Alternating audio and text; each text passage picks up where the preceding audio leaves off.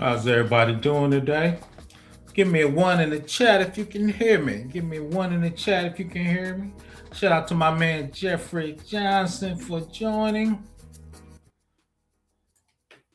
Getting our lunch and learn on today. About to get it started. Give me one in the chat if you can hear me.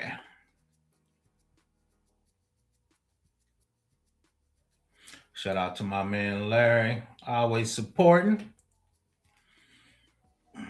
It's 17 degrees in Indiana. I'm like, oh, that was warm compared to yesterday. So PBO's not happy.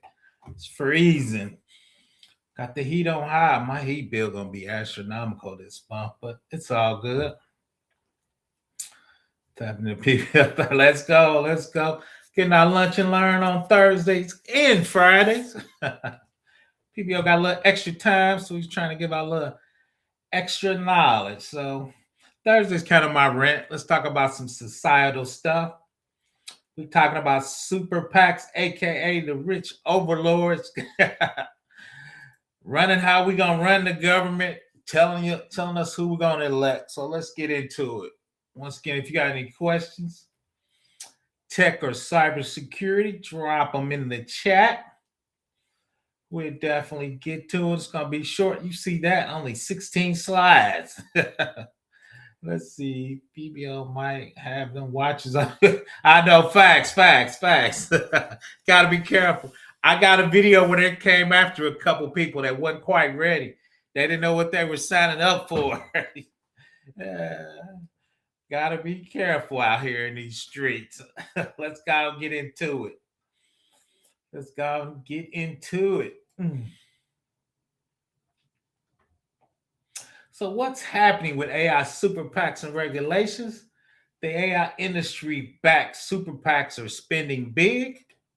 Several new super PACs funded by AI industry allied investors have emerged to influence elections and public policies in the favor of lighter regulations or lighter regulatory environment for the AI. PACs include Leading the Future, backed by Andreessen Horowitz, OpenAI President Greg Brockman, Planeteer co-founder Joe Lonsdale, and other tech figures. We got a picture of those guys. They have committed more than $100 million. Right, that's big boy money. Their stated goal is to support candidates who favor AI-friendly policies and to oppose those pushing robust safety and regulatory laws, which we already knew that. We know lobbying is big. We just knew lobbying from a different take. And I did this video, Stop States Governance. Shout out to my man Kiki for joining us. I always support Wire Dog. Appreciate you. Back in the house, I appreciate you. I did this video if you want to go check it out. The federal Stop the States Governance. So we're going to touch on that a little bit too.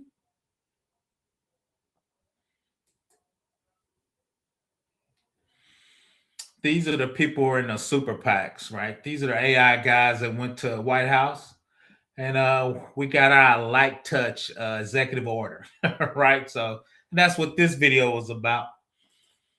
The executive order from the Trump administration with light regulations. Shout out to EU for trying to put some pressure on the AI guys. United States, I don't think we did a very good job. So this was it. If you see at the top, Colorado, California, and Texas, they did their own bills until that executive order came out with that $100 million super PAC. All this is going away. So if this doesn't go away, Department of Justice is going to sue them. Right. So we talking about big money and big plays out here. So let's see. Let's look at this quick video. It's like 2 minutes long. Once again, if you got any questions, cybersecurity or chat, drop them in the box. Let's see. I think we did an order.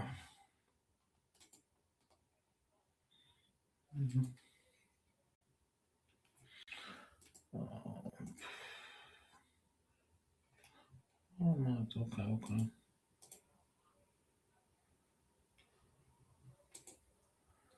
What's going? Of course, PBO always struggle streaming. On AI is launching a big campaign today. Emily Wilkins joins us right now with the details on that. Emily, good morning. Good morning, Becky. Well, yeah, look, this is an advocacy group attached to that major AI pact that we've talked about. They're launching a $10 million campaign today, trying to push Congress to pass a national framework on AI regulation and preempting a growing number of state laws that seek to regulate AI. CNBC got our first look at this campaign. The group, Build American AI, it's backed by that larger AI pact, Leading the Future. That's got $100 million to deploy, at least now. We're expecting even more. Andreessen Horowitz, SV Angel's Ron Conway, OpenAI's Greg Brockman, Palantir Joe Lonsdale. They are all donors to this effort. And we know that the smaller campaign that's being announced today, it's going to be multi-platform. It's going to be TV ads, digital, social media ads, plus thousands of calls to members of Congress urging them to move forward on an AI law and a preemption. And this effort comes as lawmakers are trying to craft that measure to halt a growing patchwork of state AI laws that the AI industry says makes compliance difficult. Hundreds of AI bills were introduced in state legislatures this year, and 4 states, Texas, California, Utah, and Colorado, have already passed major AI laws. Plus, New York's AI law, it passed the assembly, but it still needs to be signed by the governor. And we reported last week that the AI pact is opposing one of the assemblymen responsible for that law, Alex Boris. I know it's coming up later. The White House, they have been working on an executive order to discourage states from implementing their AI laws, but those plans have reportedly been paused to see if Congress can come up with a more permanent solution. And the hope, I think, for a lot of this campaign is that it will push many lawmakers in that direction. Guys? You know, Emily, if you look at this, how do you think this plays out, this fight over federal versus state laws for AI regulation? I mean, Becky, Congress has a ways to go before they get to something that they can actually agree on here. I mean, you do have Republicans and even some Democrats who are open to the idea of a national standard, but you have a number on both sides who are also very much opposed to this initiative. And part of the reason is that there's this request for them to preempt a lot of the state laws. Well, the question is preempt with what? At this point, we don't have one comprehensive piece of AI legislation bouncing around Congress that could be realistically signed by Trump. So where we're at now is that Congress is going to try to get this language on one of the must-pass bills in the next few months. But if they're not able to do that, remember the White House does have that executive order that they're working to tee up.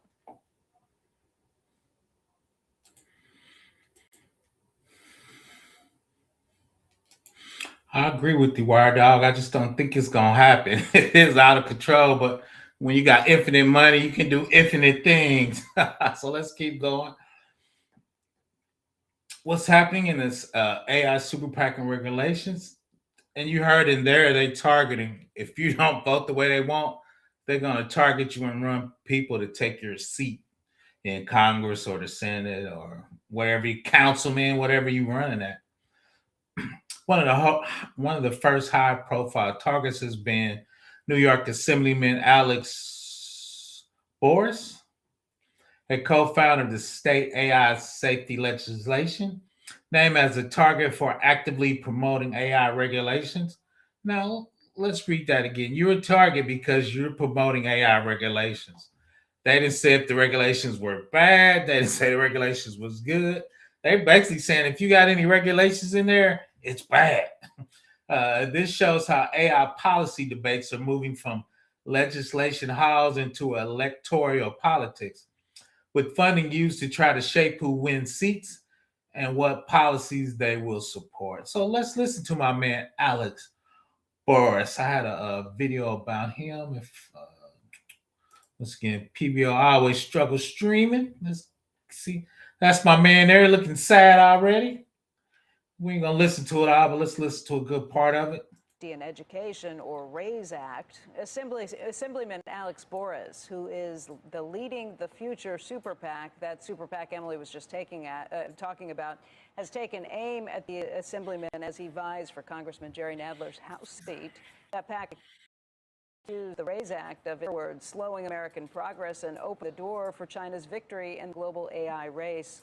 And Assemblyman, thank you for joining us this morning. Thanks for having me. Just so people know, you're not just an assemblyman, you are also someone who has a master's in computer science from Georgia Tech, and you worked as an engineer at Palantir for 4 years before you quit. I did, and I have 2 software patents as well.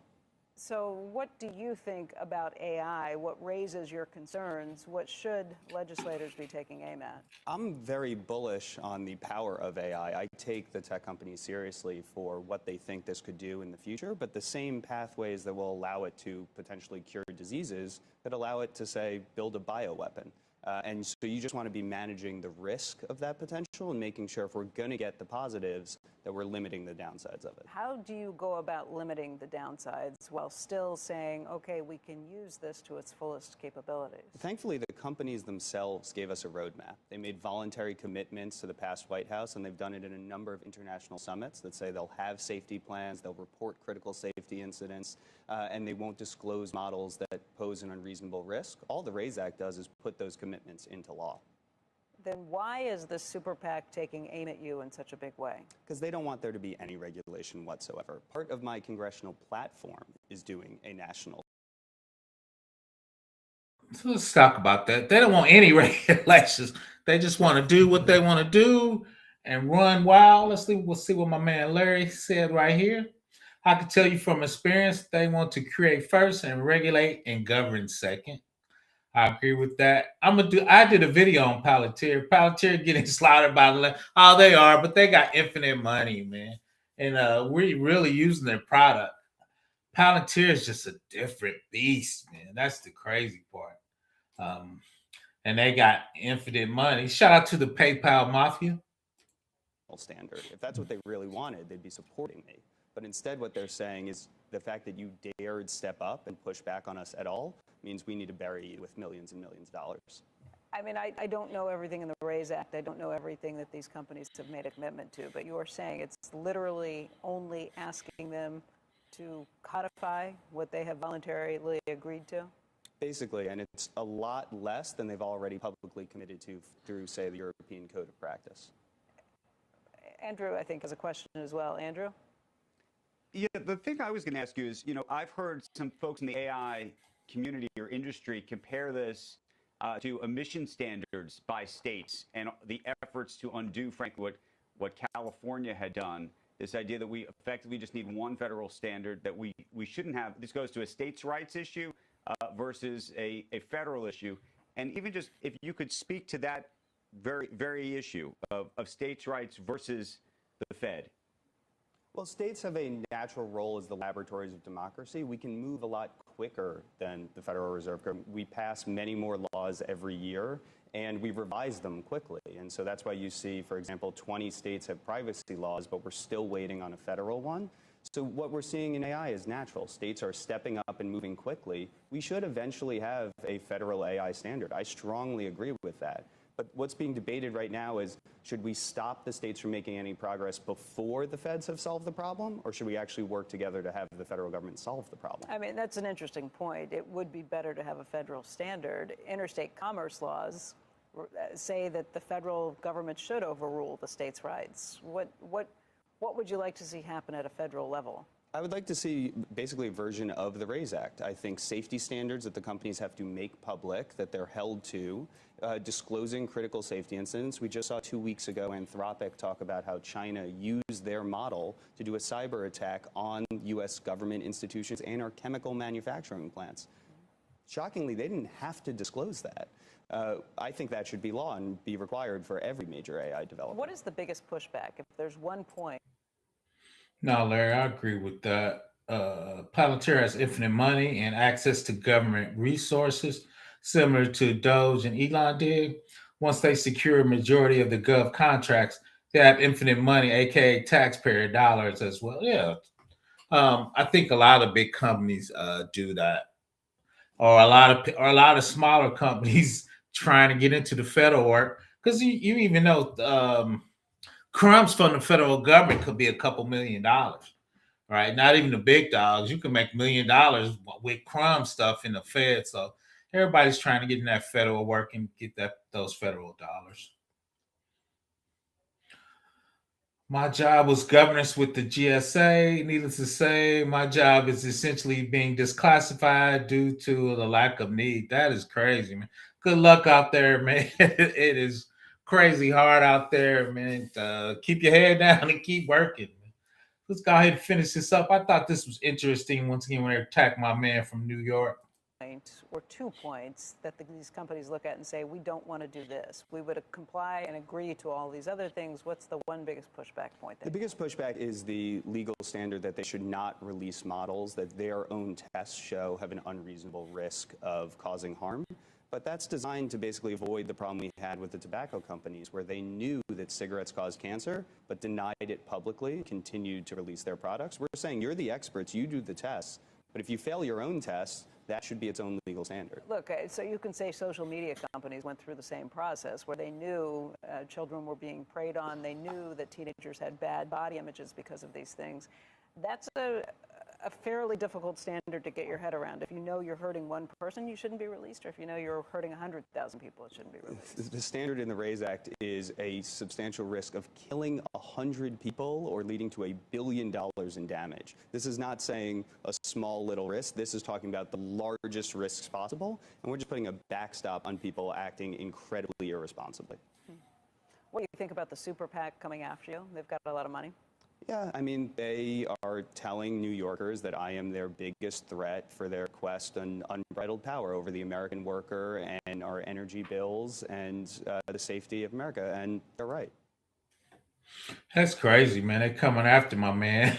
So yeah, the big dogs don't play, man. When you come for the big boys, you better know what you're doing, man. They will come for you.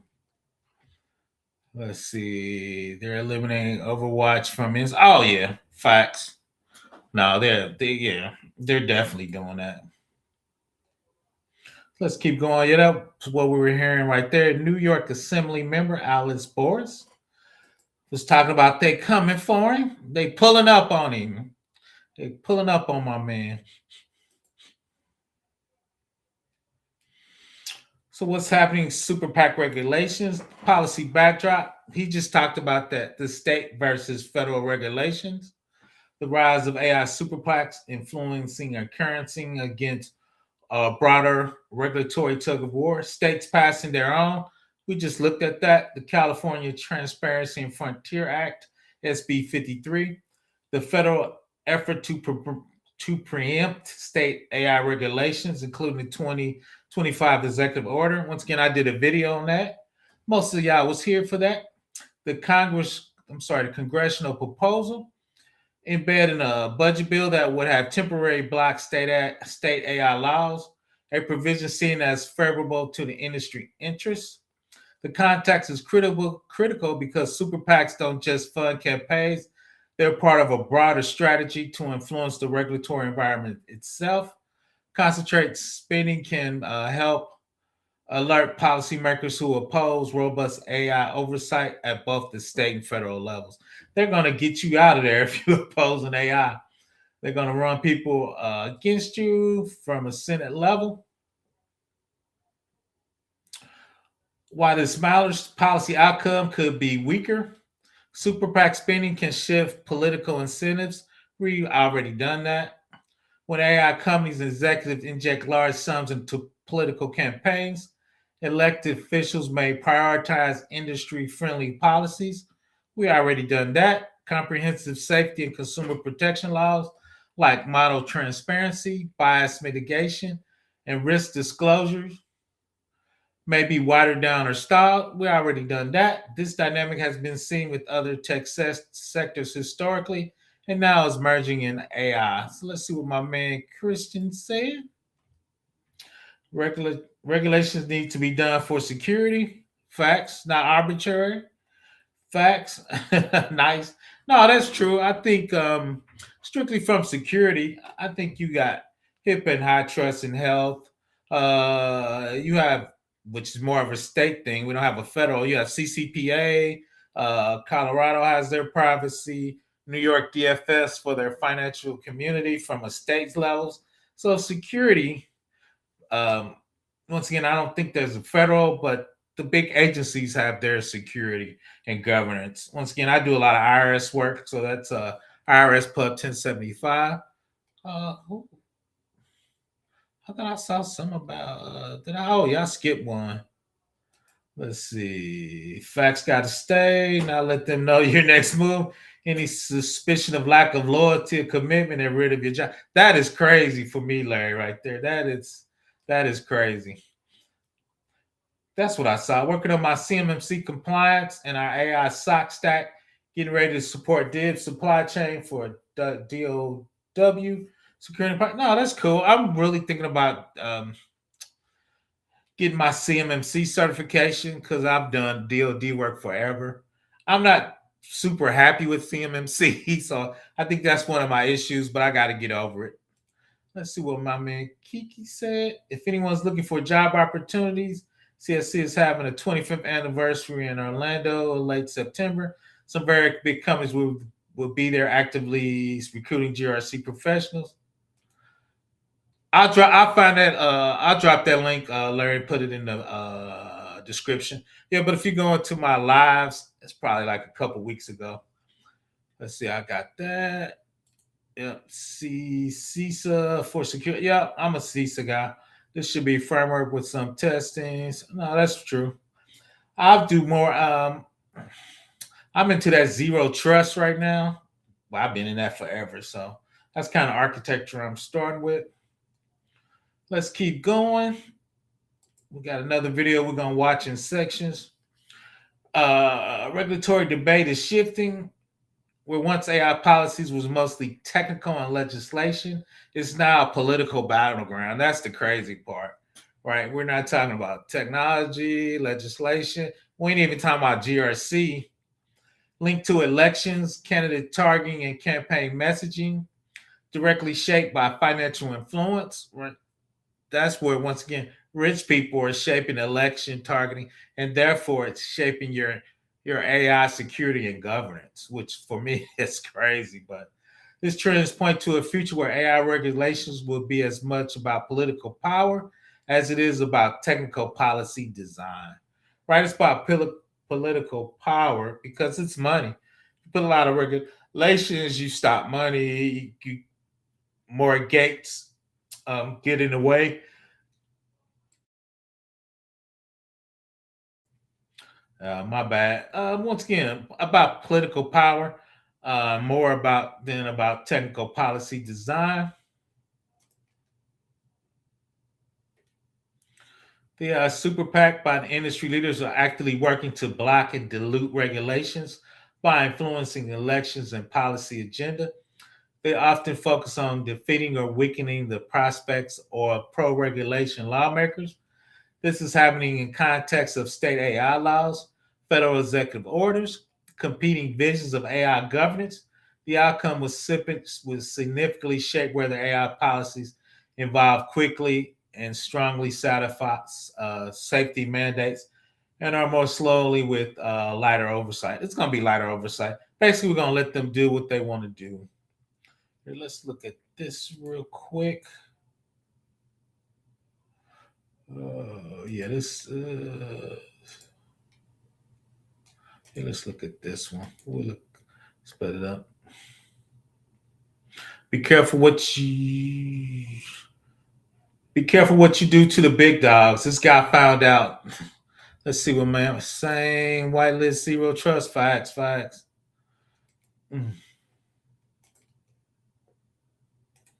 It is a bit scary to know that the most valuable private company in the world has your address and has shown up and has questions for you. Tyler Johnston runs a small AI watchdog. Last summer, he was out when he received an unusual text from his roommate. There's someone at the door with documents for you. It was a man with subpoenas from OpenAI, the maker of ChatGPT. They were asking for every former employee that we had spoken to and what we said to them, every congressional office that we spoke to, every potential investor that we spoke to. Tyler is just one of many advocates suddenly being targeted. as public demands to regulate the AI industry have escalated. AI could put millions of Americans out of work. Concerns around safety for kids. Customers could see their bills increase by $20 each month. AI clips of fake reports even reaching the Oval Office. Its biggest players are going to political war. They started texting my constituents. Google was involved, Meta was involved, OpenAI was involved. The AI industry broadly is ready to play hardball. So I started investigating their tactics. I found an aggressive playbook to silence critics, kill legislation, and remake government in their interest. I wanted to know, what are AI companies so afraid of? They can't have any flies in the ointment, which also means no regulation and no. So that was interesting. My man had a little blog with some few things and did a couple interviews, and the big dogs came for him, right? A lot of times you can get cease and desist letters. So you got to know what you're getting into. See what my man Christian said. Also, politicians are gatekeeping AI functions.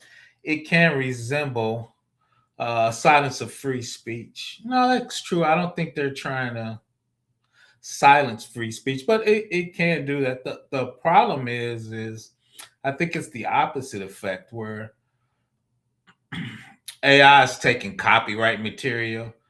AI is redacting stuff that's historically incorrect, right? So I think politicians are actually just trying to put some decent guardrails around it, because AI doesn't respect copyright laws. So there's a lot of, I guess, things we can kind of debate on that. Shout out to my man, Casual Economist. Doomsday's clock moved up because of disruptive technology, aka, that's true. That's true. So let's flick that a little bit. Can I do that?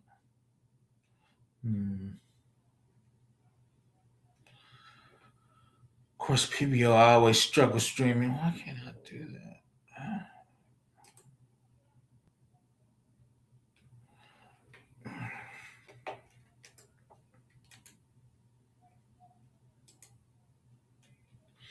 So AI super PAC by industry leaders are effectively working to block or dilute regulations.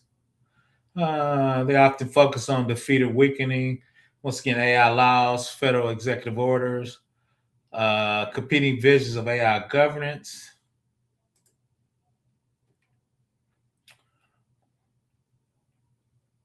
State level of AI regulations. One of the most consistent target of pro-AI super PAC spending is state laws that would impose AI limitations or safety requirements, require risk assessments and safety documentation up for deployed AI, limit harmful output, aka deepfakes and discrimination, impose disclosure for transparency, AI generated content with labels, protect consumers, voters, and vulnerable populations. Example, the California SB 53 Transparency and Frontier AI mandates public documentation and catastrophic risk assessment for large frontier AI models, a more robust regulatory approach. That's what my man from New York was talking about. The AI group said, nah, we don't want that. Pro AI PACs are positioned to oppose candidates, once again, policymakers who support these laws and favor candidates who reject or weaken them. So once again, there's always been money, PACs picking what regulation and laws they want to push on the United States population. So let's see what my man Cal said, that the doomsday clock is ticking. Christian said, I saw the father in Congress. Yeah, who signed, I think that's coming up, was suicidal, and the chat box encouraged the son to die, algorithm and remove guardrails previous week. Yep. That's crazy. And that's that part where they're weakening laws. And that's kind of what Senator Boris was saying from New York. Cheap GPT scrap Reddit for LLM training. Let's see, Grok and robots are on the EU's commission radar here in Europe. We need more radars in the United States. We just let you do what you want to do, Grace. I appreciate you. Let's say something short on a Thursday. AI testing, some fine algorithms who need testing in a Pronto Pro FIPS enabled mode so they don't change. Back. No, that is true. Shout out to the FIPS enabled. I'm a big FIPS guy. Let's keep rolling. Let's see. Efforts to preserve state AI regulatory autonomy. State Attorney General and official has pushed back against proposals to ban states from making their own AI laws. Super PAC support of the AI industry aligned with this broader push to block obstacles to innovate by preventing strict state rulemaking.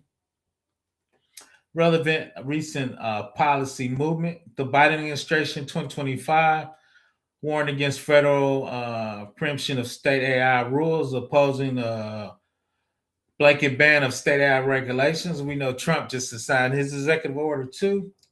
I'll drop that in a link pretty soon.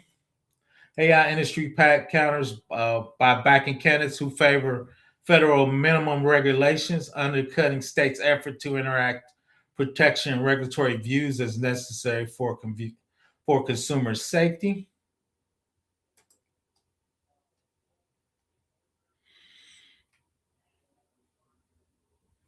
Let's see.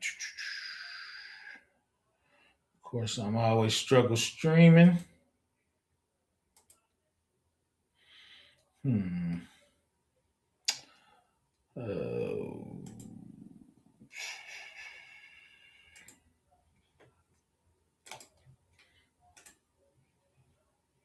guardrails. And what does it mean for the rest of us if they get what they want? When OpenAI subpoenaed Tyler, it tucked in an expansive demand that hinted at its real agenda. They wanted every single document and text message and email that we had that in any way related to OpenAI's restructuring. Founded as a nonprofit by Elon Musk and Sam Altman, OpenAI had for years been raising billions of dollars from investors through an internal for-profit arm. Then the nonprofit board attempted to fire Sam Altman, and investors panicked that they could lose all their money.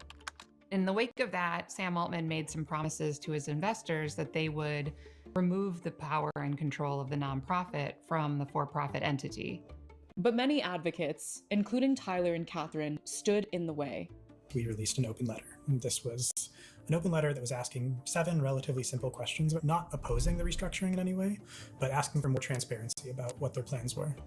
But failure to restructure could force OpenAI. You can't be asking questions of the big dogs and with open letters. But no, seriously, you can. But once again, be careful, man. When you step out here against big dogs, I got a quick story. I was doing some DOD work. I was consulting at the state of Indiana, and I was beating Azure up to pieces. Their DOD Stig data center wasn't up to stuff, so I was asking questions. They sent the lobbyist to the second ranked guy in Indiana who came to talk to my boss's boss. So you can get yourself in a world of hurt. Long story short, my boss ended up supporting me, saying he's doing what he's supposed to do. Long story short, they were talking about state regulations.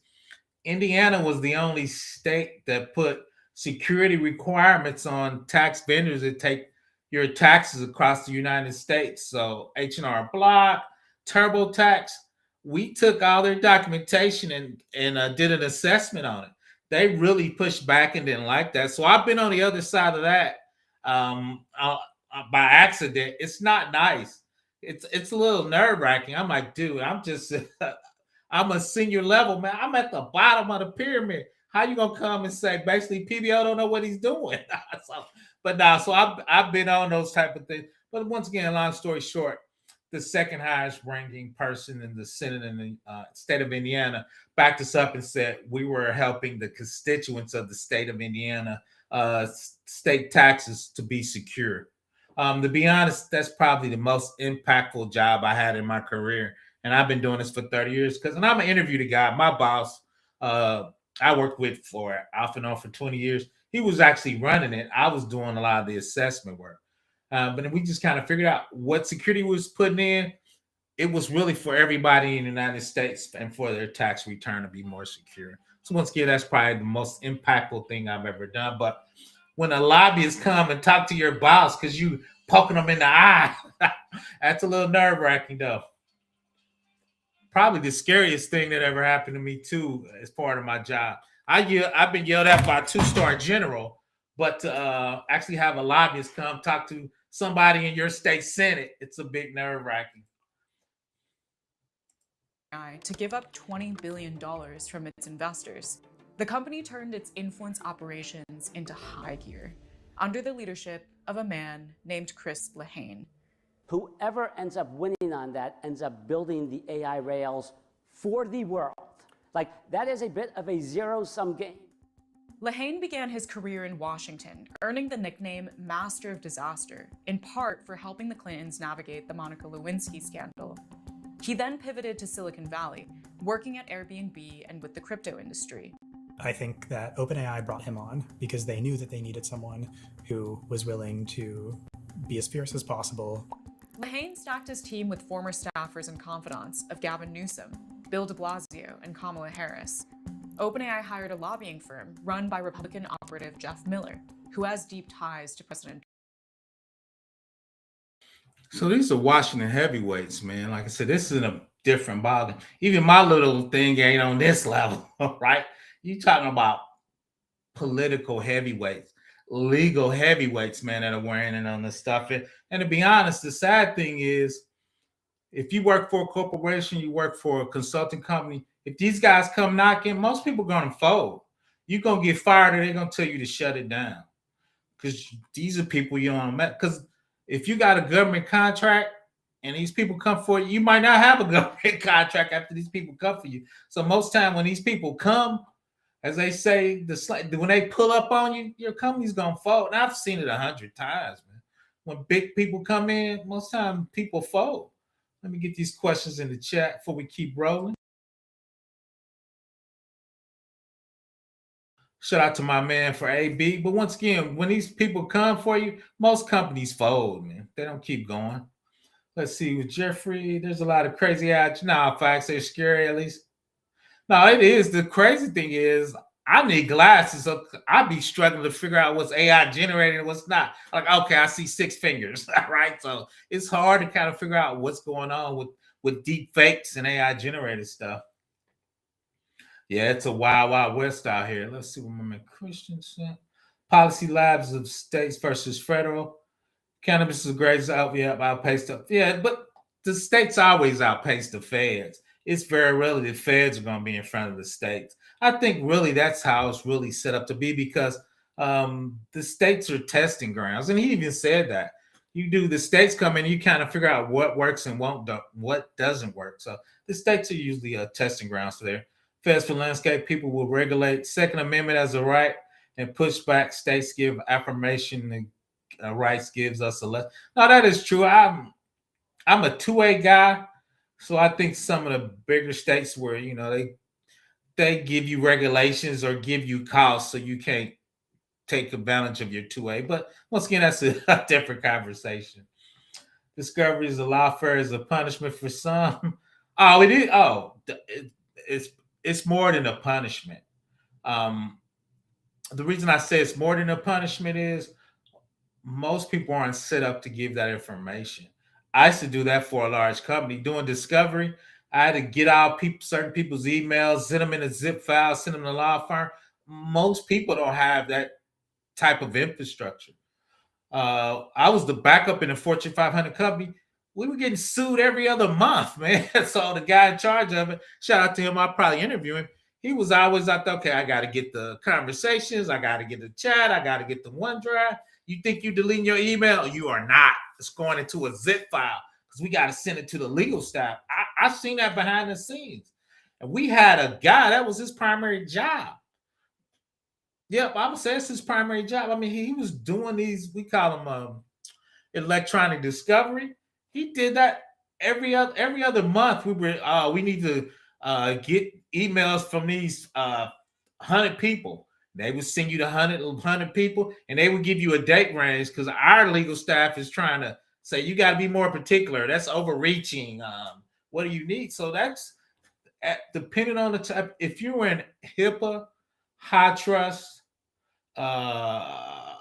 student loan, any of that type of stuff, man, you're getting sued all the time. So you getting discovery all the time. If you're small, it's more than a punishment. You don't have the money to do that. You don't have the physical money. And if you're not, once again, if you don't have the technology set up, the infrastructure, man, you try to do that manually, that's crazy. Shout out to my man Jupiter Ice for joining. I don't know when I ain't lying. People don't never lying. Shout out to me. Anyone hear about Booz Allen Treasury dumping the contract? I did hear that. And the Treasury dumping them. I know the one where somebody got Trump's tax return, President Trump's tax return. Yep, I saw that. I might do a video on that. Long story short, I've done IRS work for 20 years, so I'm quite familiar with it. We actually, your emails are never delivered. Facts, they are not. And the other thing about this is we fired people. I guess I could say that's been 15 years long. I've seen probably 5 people get fired. I'm gonna say it. I was in the state of Indiana. Somebody tried to look at Peyton Manning's tax return. They were like, "Yeah, we caught you." Shout out to logging. Shout out to GRC. We watching you. They looked in there and said, "Dude, why are you looking at Peyton Manning tax return?" Blocked. So long story short, the next year we had a VIP tax team. They could only look at people that made above, I think it was $1 million, and if you had political connections. So they had all the Colts, Pacers, ICE, all the Senate, the state Senate. So we had a tax team just looking, because you got people trying to look at pro people's tax return. So yeah, we fired a couple people for doing that. Trump said, "Oh, facts." Like I said, I was at the state level. I can't even imagine at the federal level. I'm just talking about the state level. Our state team was trying to do weird stuff. We're like, "You're fired. You're out of here." Let's keep going. Once again, keep your questions rolling. I like those comments. I might do a video on Trump firing, especially since I do a lot of tax work. So shout out to that. Let's keep rolling. Probably look at a little more of that. Trump. It launched new philanthropic efforts, underscored its economic importance to California, and threatened to leave the state if the restructuring was blocked. With Elon Musk also suing OpenAI for abandoning its mission, the company began to accuse its critics of being his puppets. They were essentially implying that we were a front for their competitors. The aggressive tactics paid off. The subpoenas also revealed that this is just the beginning. I would have been happy to swear to the court that we are not funded by Elon Musk, but it became clear to me that this was not the only thing that they were trying to find out. Among OpenAI's demands to other groups. Yeah, once again, if you're trying to step your feet out there and going after the big dogs, they're going to come for you, man. And one thing, too, is they got infinite money. I used to work for a Fortune 500 company.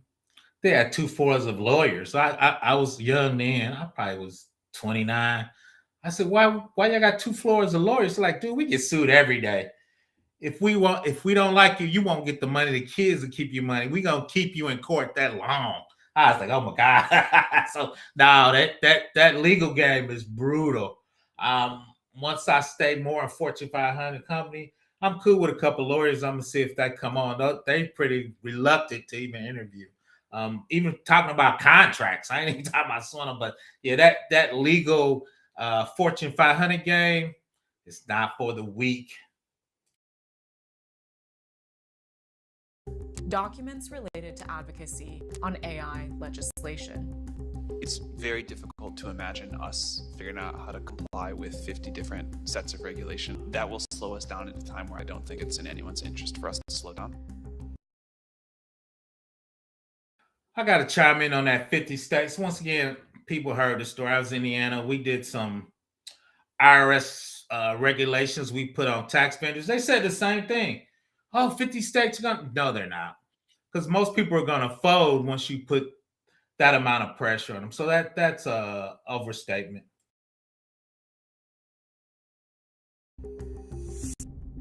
For some companies, I think they want a situation like social media. Rebecca Bauer-Cahan is an assembly member from California leading AI and tech policy. A law passed in Congress that said that they were not liable for any of the content put onto their platforms. Now they want that for their AI boom, and they don't have it yet in Washington. And so they're going to try to ensure that states don't act as aggressively as I think our constituents want us to.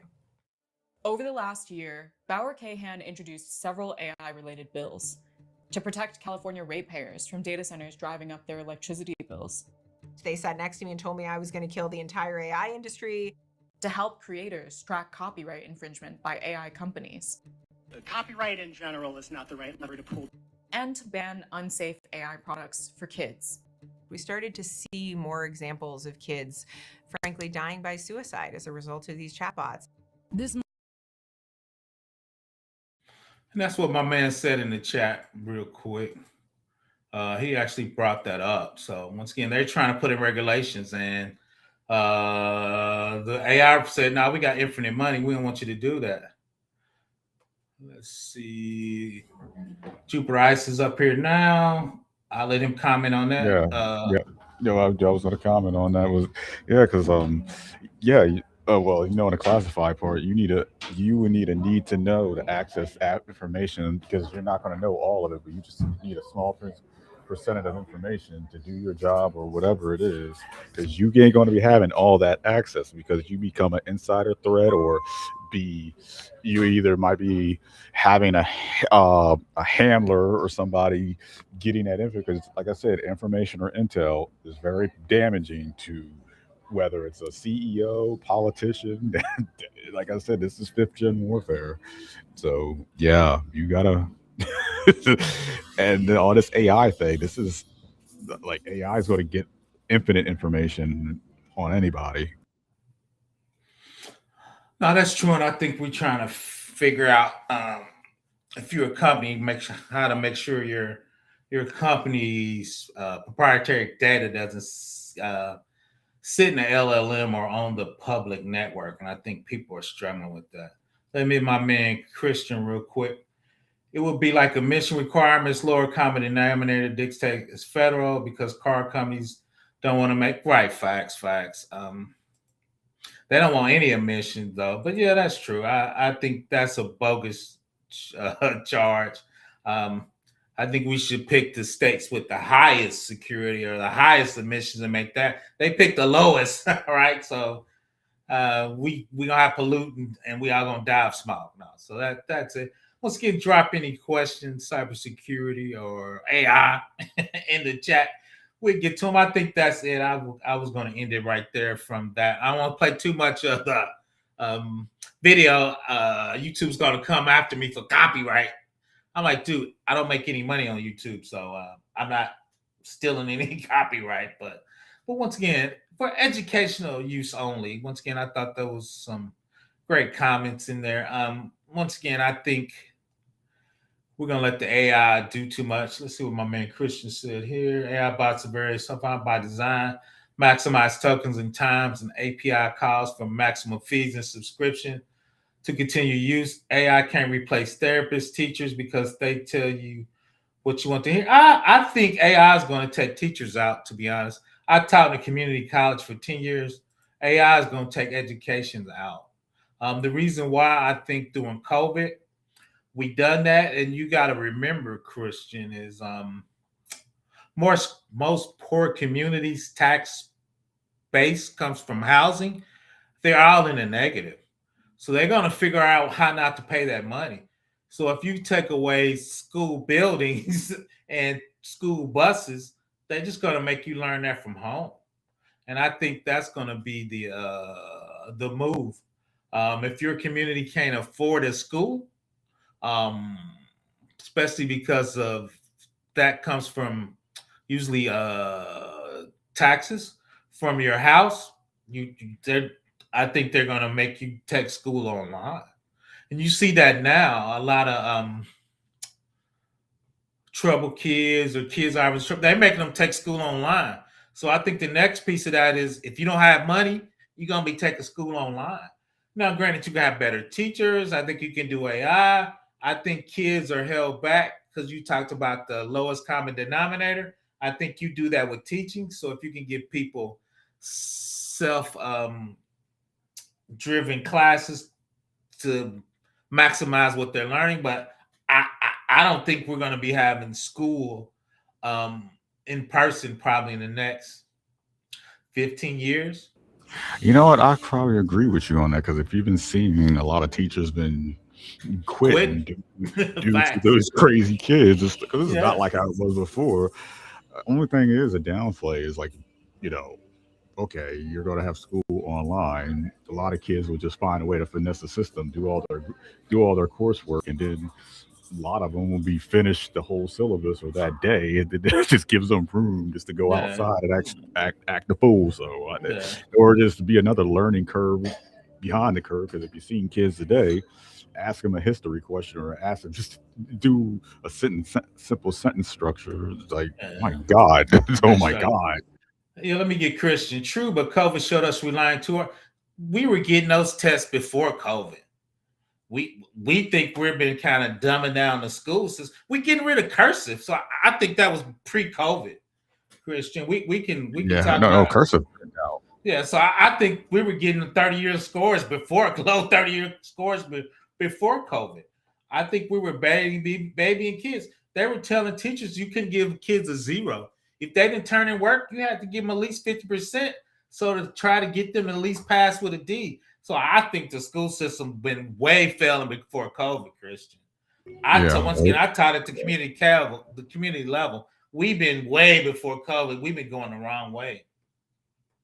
Chime in on that, Jupiter, if you want something. Yeah, that no child left behind thing. We left every child got left behind. So it was going downhill. It's like, those kids were going downhill because even let's say like this, and it's a minuscule on all across the board. It's like joining the military is a lot harder now than early 2000s. It's like, especially with kids, like taking the ASVAB. I don't know if you ever took the ASVAB. It's the entrance test that, a lot of them can't pass it. Like that. That's another ensemble in itself. Yeah, like you said. So here, let me. So just summary: the super PACs are pushing against state AI safety laws, federal preemption of state law, erroneous state enforcement, brought up federal tech laws. So, and we kind of knew that from the earlier video I did when I was talking about the executive order. Let's see what my man Christian said. He said he retired from teaching high school, earned my degree online. Okay, 2000. Facts here because teachers can't teach you one who doesn't. Nah, I feel with the AI makes. I wouldn't go unnecessary. AI makes college unnecessary for that. I wouldn't go with that. I just think it's kind of a turning point. I think teachers need to figure out how to use AI with the current class. I think that's it. And I always use the analogy of the calculator. When I was first coming up, they were talking like the calculator was AI. Oh, they won't know the fundamentals. If they can't type it out long way, they don't understand it. If they're doing financial calculators, they're teaching, right? That's the same shit they say about AI, right? So I think they just got to figure out how to integrate calculators. I think we need to figure out how to create AI. And one teacher said something I thought was enlightening. He said he's gone more back to oral testing, oral presentation to figure out if you know stuff. Okay, which I like, right? Because I think this generation communication skills aren't very well because they don't talk to each other. They text, they emoji each other, right? So I just think we need to figure out how to do that. And I'm trying to figure out too is, like you said, CMC, GRC compliance. How do you do that with AI? Like I have AI generate my initial policies, procedures, and plans. But then I customize them to the business, right? And how they use that. But I'm still trying to figure that out. Agreed, NCLB was bad. Okay, no kid left behind. College students taking remedial math. Yeah, I think we need to kind of toughen up on that and stop passing kids who shouldn't be passed. Shout out to my man Kiki and part. I know makes you went. Yeah, I think they said AI had a little bit of that, and that's probably going to be my Thursday. A lot of people keep saying AI is going to create more jobs than it destroys. That is very incorrect. So PBO is going to come up with his artifacts and receipts, as the kids say. Why I think that is incorrect. Yeah, and USPS they laying off 30,000 drivers because Amazon is not sending them packages. So now, facts.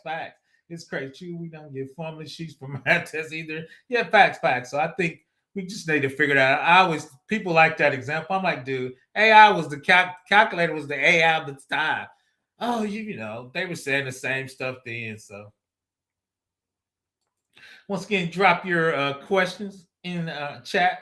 AI, cybersecurity, or tech. Once again, I've been on the other side where a big company said my name in vain. I was like, uh-oh, it was coming for PBO. Like I said, I got the support. Once again, they talked to the second highest ranked statesman in the state of Indiana. And my name was in the sentence. That was not cool. But once again, when you poke people in the eye, they might come for you. Looking forward to the show with receipts. Oh, definitely. We're going to do it. And I think, right, this is going to be my main receipt, right? I think Amazon's laying out people because of AI.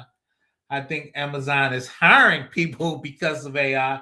And I think that dichotomy of low skill versus high skill, right? But a lot of their people they're hiring and high skill, they said they would hire 600,000 people, but they have AI agents that's going to do most of that work. So even though they're expanding, they're not going to hire as many people because AI is going to do that work. Chime in on that, Jupiter, if you want some of that. Yeah, it's because it's just well, like I said, I saw with Amazon. Like I said, after a while, it was like because most of Amazon is going to be third party contractors, especially with these drivers, and then God only knows when AI driverless vehicles are going to be running around, which will be the They're scariest already thing. there. They're in Cali, Colorado. Oh, I didn't know that. Oh Lord, You didn't Jesus see them in Christ. Cali? No, I don't live in California. I Google don't that real know. quick while we're talking in the back. Yeah, just Google stuff. They got the taxis. Because they trying it out with the taxis. Oh, I Yeah, saw the that's it. taxis, but That's anyway, autonomous driving. So they getting it ready. That's testing everybody out before they mass roll it out. well, you could follow back what you're saying. It's like, especially for us middle folks, like who has profession and degrees and all that stuff, they ain't gonna need us after a No. while. And after a while, they're just gonna use the lowest common denominator, folks. Whether it's maybe fill in to box something up or tape something or do a quick inspection on something. That's probably going to be it. And like I said, everything is pretentious, and so we'll see. We'll No, it's see. coming. But yeah, they got autonomous cars. They texting out with taxis first. Christian, can you expand on that a little bit? Prediction for cybersecurity ecosystem edge solutions in 2026. Expand on that a little bit.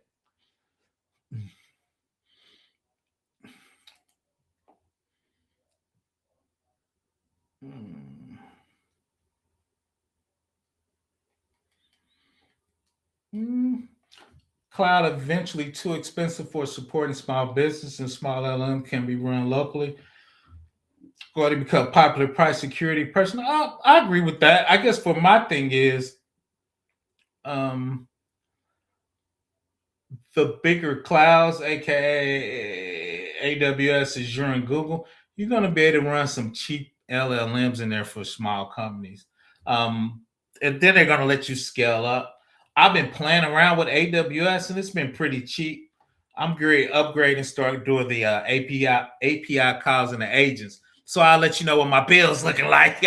I'm just doing some smaller stuff right now, but I've been playing around with that. I actually want to do a GRC agentic agent. It will go out to your infrastructure, talk about your findings, give you recommendations, which they have that now in the machine learning part. The agent would actually be able to make those switches and configure your infrastructure to be compliant, hopefully without breaking anything. So, but yeah, so no, I agree with that. I don't think Like I said, I've been heavily using ChatGPT. I'm about to add the Cloud Code and the Cloud Worker, I think it's called. They said that's phenomenal. So I'm definitely gonna check those out. Do you think security of cloud AI will become impossible? No, the problem is I think we're going to be getting more to a Skynet thing, right? The AI is attacking us, so we're going to need the AI to secure it. So then the AI is going to go rogue and take everybody out. No, I don't think it would be impossible because a lot of that is basically data engineering, because data engineering gets the documents ready to be trained on. So I think that workflow is the same. So what documents am I using to train on? Who has access to it? If the documents should be redacted, I should redact them before I put them in the training folder or the training bucket or the training object / vector database. I think we need to do a better job about controlling our documents that we're being trained on. And that's really the next level. Like the internet's cool, but really the value is I'm Arthur Anderson. I got 100,000 clients with proprietary assessments I've been doing on it. Once I train that, you will have our proprietary assessments of how we do our work, right? And as long as we can control it, we can charge it. So that's kind of how I'm thinking about it. So that part is how we training that. Then two is when you let your agents out, your MCP servers out, your API, what access are you giving? So I think that's what we're struggling with. So my man say AWS 2 plus Elastic Up and other things cost. Oh yeah, you got to be careful. That's anything in life. Facts. But you can actually you don't have to put it in Elastic. You don't have to put it in there. You can just say these are the three things, and this is what we're running up. And if we run up and it get 98% on the CPU, so be it. We're just not gonna spin up another server. You don't have to make it elastic. You don't have to put it in an auto scaling group. Like I was doing some database. I'm not putting it in an auto scaling group because I know the charge is gonna be astronomical. You don't have to put it in an auto scaling group. I think sometimes we use the cloud because we can. Just because we can don't mean we should. So you don't have to put it in an auto scaling group to make it elastic. You don't have to spin over to another region because you can. If it fails over, it fails over, right? But that's really what's your SLAs, what, like you said, I'm greedy. What's your FedRAMP? What does your government agency want you to do? What's your uptime? What's your RTO? What's your RPO? Right? That'll let you know what's your elasticity it should be. Do you think FedRAMP and AWS Cloud? Yeah, I do. Yeah. I think it's relatively, what did he say? Really secure or relatively? Really secure? Well, it's as secure as the groups that configured it. The thing people don't realize is the cloud gives you services and you got to, because remember, it's shared responsibility, right? So how do you sew those services up? Are you using FIPS 140-3 encryption that's been approved by the government? Are you letting the database be accessed from the internet, even though it shouldn't be, right? So all those things are configurations that you're in charge of configuring. If you go look at OWASP top 10 and even LLM top 10, in the top 5 is always misconfigurations. It's been that way for 20 years. We haven't gotten to be misconfigurations been on that list for 20 years. And I see it all the time, especially by junior admins, junior cloud guys. I'm like, dude, you misconfigured this, right? I appreciate you. Let's keep rolling. AWS freaking me. I'm an AWS fan, right? I'm usually a fan what I do, but if you look at AWS, Azure, and Google, they go down.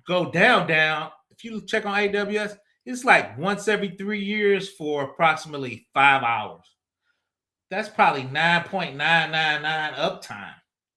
Right now, we're counting the time between, the AM when nobody's on it, right? But no, their uptime is incredible, right? But two is if you need that type of redundancy, you can fail over from AWS to Azure or Google or IBM or Oracle, right? If you need that type of SLA, I worked on a contract for a Fortune 500 company. It scared me. I was doing third-party assessment, and I read through there and said, yeah, if you're down, we were given a service.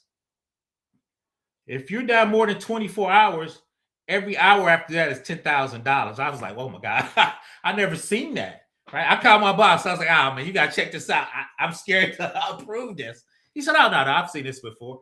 But if you're charged, let's say you're down for 4 hours, every hour after that is 20,000, you're gonna make sure your redundancy's tight. So if AWS is down, you're gonna spin over to Azure. You can have multi-cloud. It's just gonna cost you money, right? So you can cut your you can because it's risk. But once again, if you check the downtime for AWS, they'll probably go down. Talking about a whole region like what happened last time. It's probably once every 3 years. And two, it depends on what services you are using. Two that were down. And I think people, because they can't have overcomplicated architecture. I'm like, dude, you're not Facebook, you're not Google. Why you got all this, architecture, man? You need about 6 services and we'll be good. And it's easy to fail over 6 services, man. You got all, extra cache and you use the Aurora inside AWS. You got your compute split from your storage. I'm like, dude, that's extra complicated from a backup perspective.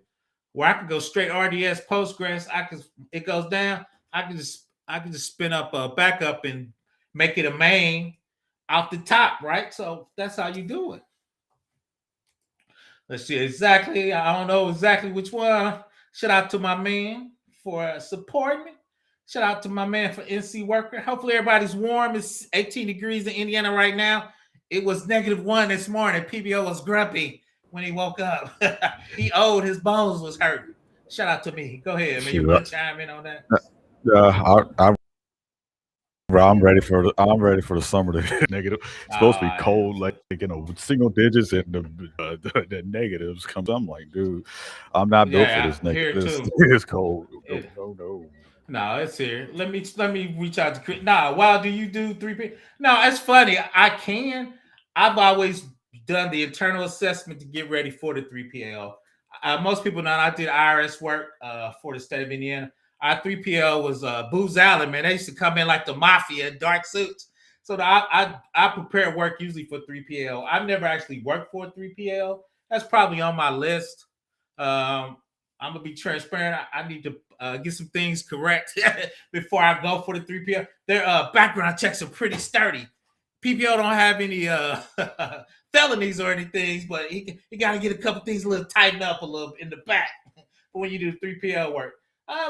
Long story short, I do a lot of internal assessments once again, getting ready for 3PLs. I ain't scared of 3PLs up. I've been debating 3PLs. As the kids say, I want all the smoke. Shout out to that. But yeah, 5, DCBA. Like I say, I'm looking at my computer right now, 17. It was warm compared to yesterday. I got to go work on my driveway and my sidewalk a little bit. I saw one of my neighbors struggling on my sidewalk. I'm like, PBL got tighter. Once again, throw any questions down there. I appreciate you, Kristen, for showing up. I've been in this game. Long story short, I think there's some new people here. Most people know me as Professor Black Ops. I was taught for 10 years at a community college. I taught intro to cybersecurity, forensics, and business law. I have an MBA. The two is I've been in IT for 30 plus years. I've been in cybersecurity for 15 plus years. I've been in GRC, about 10 plus. So I've been in this game a long time. I have a bachelor's in computer science. I programmed for the first 15 years of my life. I enjoyed programming, but back then security made more than programming. And two is I didn't like to get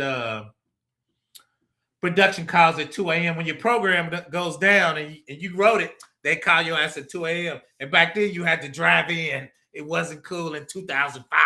That's how I am. So I switched over to DBA work, actually. I was a database administrator for a while, in the web admin, app admin. Then I got into cybersecurity and GRC. So let's see what my man Christian says. Need so many more 3PO session now. I was looking at an AB cyber cert just to do it and the test. Oh, yeah. I need to look at that. I don't know. I guess I don't know if they had an AB. Yeah, the thing I'm doing too is shout out to 8570.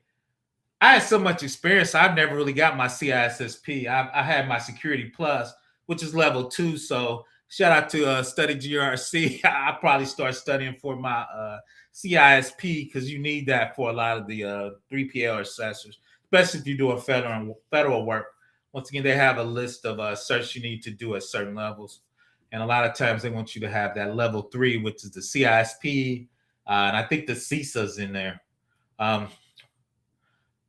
So that's kind of on my list I need to get to. The thing I probably switch to is, which is part of that, I probably go the CMMC route. Once again, I worked for DOD for 11 years as a consultant. My dumb ass should have took a job when they offered it to me. I should have known Larry. I should have talked to Larry back then. He probably gave me better advice. So yeah, I think they offered me a 13/4. I mean, we're talking about maybe 2015. So I just never thought I could be a 14. Shout out to my man Larry. I never thought I could be a 14. So I should have took that 13 and set my butt down. I could be probably about ready to retire now. So well, you know, everybody make decisions. All of them aren't great, but I don't have much to complain. Shout out to my man. Okay, Larry, timing in. How much you using AI in your daily work life, PBO? For those of us on a novice level but looking to level up, how do you suggest we go about becoming more proficient in AI? Since I'm unemployed right now, looking for a job, I do a ton of AI because I lab every day. Shout out to my man, DeJuan Lightfoot. My lab bill was like $100. I'm gonna need to ease up my lab bill. So I lab every day, and 2 is when I do assessments. I do the assessments, then I have AI. Shout out to ChatGPT on my $20. I tell it to grade me. So if I do an assessment on some easy policies I go through, I say these are the gaps. These are what I didn't see. ChatGPT, what's your thought pattern on what the grade is? This is what I see as far as a risk to that in the industry. Please give me assessment of my assessment of what I do it. A lot of people do it the other way. Since I'm a senior, once again, I do the assessment, then I have AI assess what I've done. Depending too is what the data is. I'm not putting corporate data in AI, right? If I do policies or procedures and make sure they don't have any corporate proprietary data in there or I redact it. So that's kind of how I'm using. I'm great to have AI actually audit stuff. So when I update a policy and I check it in, I'm gonna send that to Cloud or CloudWork or ChatGPT. And once again, can you give me an assessment of this model? Shout out to Christian. It's FedRAMP. It's NIST 800-53R5. It's CMMC. Can you grade that at once again? This so just kind of embed AI to my workflow. So that's kind of how I'm getting more proficient at. I follow this kind of weird guy on YouTube. I really like him. He's got me thinking AI is different. Let's see what my man. Oh, me too. Oh shit, I'm 58. I go back and forth, Kiki. I think I'm gonna work till 70. I go back and forth. The reason I say that is I'm single, I'm divorced, my kids got kids, I'm grown. I get a lot of enjoyment from work, and I don't work hard. All my buddies, they work hard, right? One of my homies, he on an automotive line. Well, he's in management now, but he's out there, it's cold, they working, sometimes I pull a pinky finger, Kiki and Jasmine. So I don't know. The 2 is and I'm in good shape. I keep saying I'm gonna make a comeback is if you don't have medical insurance, Kiki, them bills be outrageous. I know I think you got to be in the United States now. I think you got to be to get Medicaid, Medicare. I think you got to be 66. So I don't know, Key. I've been thinking about that too. Then I'm trying to figure out. My money's got to last until I die. So my mom lived till 90. I don't think I'm gonna live that long. But a 60 to 90, that's 30 years, Kiki. I don't know if my investments can live without me working for 30 years. So that's the stuff I need to, see what's going on. I'm 13 years. I'm 13 members they want to eliminate 4. I'm not sure how that will be listening. Shrink the pay scale for many prefer the contracting, right? Yeah, I enjoy contracting. Like I said now, but even back then, contractors get laid off first, right? So shout out to my man Ty. Let's see. Thanks. Let's see. Metadata cleaned up from the corporate for use in LLM on the cloud. Facts, definitely on the metadata. So, for specific use case analysis of corporate data, which for specific use case for analysis of corporate data, which is better for data analysis, I would do both, right? So, which one?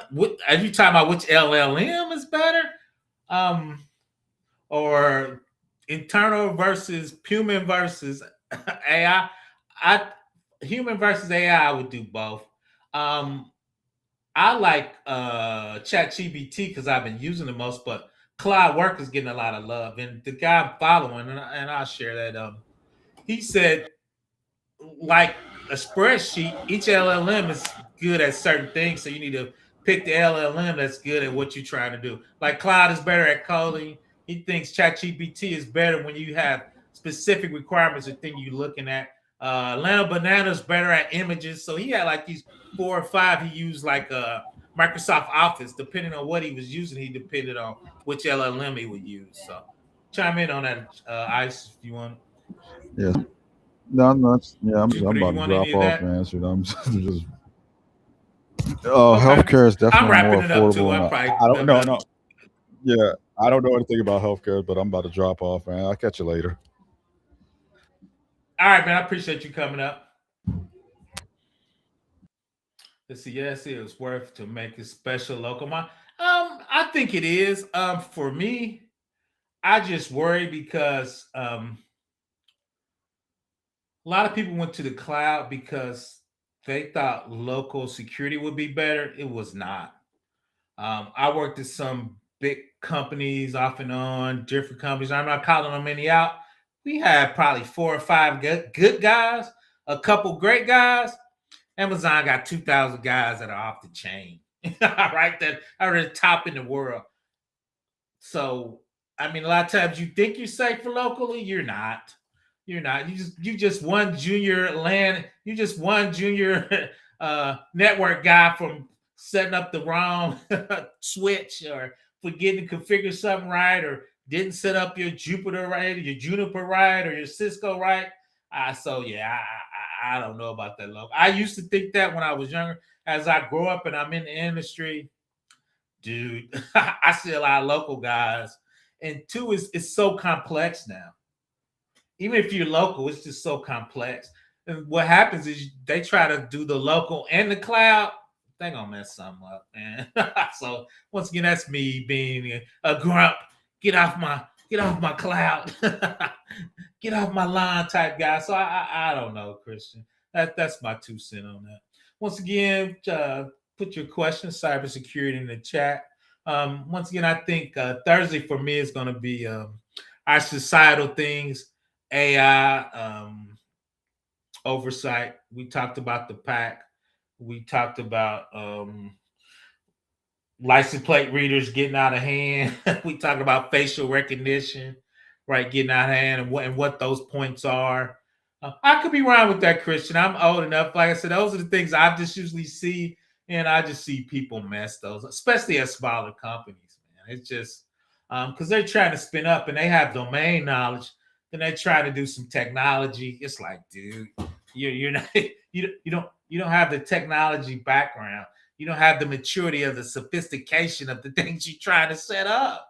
So it's like, dude, and misconfiguration, go check. Misconfiguration's been an OWASP top 10 for 20 years. I'm like, dude. And once again, I do assessments and stuff, and I see some weird stuff. And two is now you got AI attacking you locally. It's like, dude, if you don't have the services or the skills or the configuration, and shout out to the big boys, at least they give you a reference architecture to set up that says this is pretty secure. Most people just doing it on a wing and a prayer. Man, it's like, dude, what's your basic setup for a 3-tier, architecture? If you're doing serverless, what's your basic setup to say you're most secure? If you're doing containers, Kubernetes or Docker or both, what's your base setup to say you're secure? People just clicking on buttons, man. I'm like, dude, okay, you spun it up. You have no security on here. right? You just hit the button and spun it up, right? So that's the thing, that troubles me. And everybody's like, oh, why would you do checklists? Most people can't do a basic security checklist. So I don't know. Once again, that's me being grumpy. Put your questions, tech or cybersecurity in the chat. I want to appreciate everybody coming out to the Lunch and Learn. Come and check me out tomorrow. What are we talking about tomorrow? I'm over here on my soapbox. What do we got planned for tomorrow? I got a plan for tomorrow. What do we got for tomorrow? We're doing an AI RMF playbook. So what do they recommend you set up for your risk management for AI? They have a playbook out there. In this playbook, everybody know I'm a NIST guy. Shout out to the big dog NIST. We gonna eat. Once again, drop your questions in there. We'll probably shut it on down in the next 8 minutes. Get on at 1:30. I appreciate everybody for joining me. Shout out to Chris. My LinkedIn. I need to treat my LinkedIn users a little better. I just go live and whatever it is. So once again, just trying to do a little better content, trying to get my monetization back on YouTube. But two is I enjoy going live. PBO, I always got a soapbox. PYML was scanning for Python credit. Oh, that's cool. I got to go check that out. Fed's getting better about what is passed. I'm doing a lot more Python. Shout out to AI. I've been creating a lot of Python using AI. I've been doing a lot of data engineering. How do we secure the data that the AI is going to train on? And I think that's something we're kind of missing. And part of that is the malware scanner. I usually use Guard Duty inside AWS, of course, along with the vulnerability scan inspector. Compliance scan, I use the AWS config. Everybody know I'm on that AWS train, so I try to use their stuff. It wasn't too pricey. I wasn't scanning every day either, though. I usually scan a couple gold images and call it light. Thanks, PBL. Good survivors. Appreciate it. Hit the live. Appreciate you. I think so. I think containers are definitely more secure. The only issue I have with containers, especially when you talk about orchestration. So if you use Docker as a container, Kubernetes orchestration, it's a lot of moving parts. So you have to secure. But shout out to the Stigs have hardened security to lock down a container. Everybody know I use the Stig, which is DoD security when I use technology. So they actually have container hardening and Kubernetes hardening and Docker hardening. So I always use DoD level security because we about that life, right? We'll make sure we lock down out here, make sure we secure. We don't want to show up with no misconfigurations out here. Want to say we doing the right thing. So for hardening, I try to use the Stig or the Schisms, which is the IRS hardening. So those are the kind of baselines I use. And when I work with companies, those are kind of what I work with companies. I appreciate you, Jeffrey Johnson. What I tell them to use. So these are the things you need to configure on these technologies to make sure we're secure. We're not guessing. You're just not spinning stuff up. These are, and what you can't, that's the finding. We need to figure out how to get that turned on. So come on, Docker. Facts. No, that is true. They done came a long way. Like I said, but like any technology, you still got to do a little more. Once again, I'm usually doing Stig settings. Let me see if I can find their hardening real quick.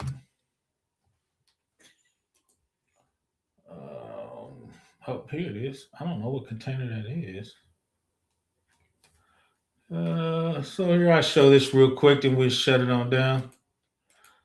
Yep, we'll show it real quick, and that'll be the last thing we do. Everybody come check me out tomorrow on the lunch break. We lunching and learning, trying to do some things. It says container. I don't know which one. Let's see if it's showing it. You see right there, and that's why I like it. We have about 185 checks.